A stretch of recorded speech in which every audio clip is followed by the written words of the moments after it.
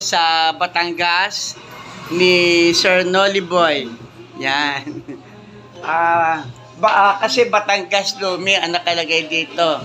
So Batangas, Lumi, and Silog. Yan. So nandito ngayon kami sa Batangas. Pero ito matatagpuan lamang malapit sa Mabuhay.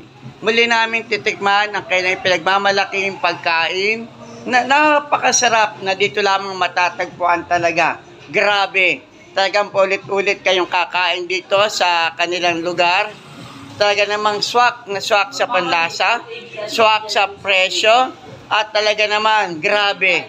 Ito na ang restaurant na Batangas, Lumi, and Silog na pinakamasarap na nakiinan ko sa tanang buhay ko. Yan, kaya titikman namin uli naman kailang pinagmamalaking idinulog sa amin ngayong hapon na ito. Yan. Siyempre, hindi mawawala ang aking paborito.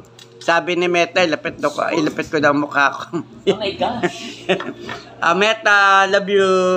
Yan, ito ang ating Coca-Cola na lagi nating paborito. Mabango ba siya? Nakahanda na ang kainan. Yung CD. Maya nga. Sinamagan. Hello. Black Public World. Sabi, tenyo naman ang mga followers ko. O boss, talaga namang pusog, grabe. Talagang swak na swak sa panlasa ng mga Pinoy. Yan, mura lang.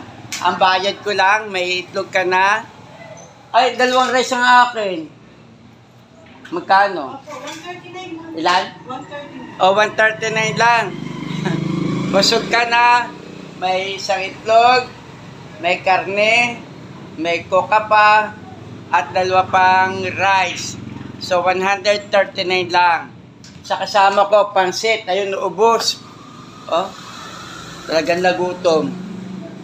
Ibig sabihin, kung naubos, ibig sabihin, masarap talaga ang luto nila.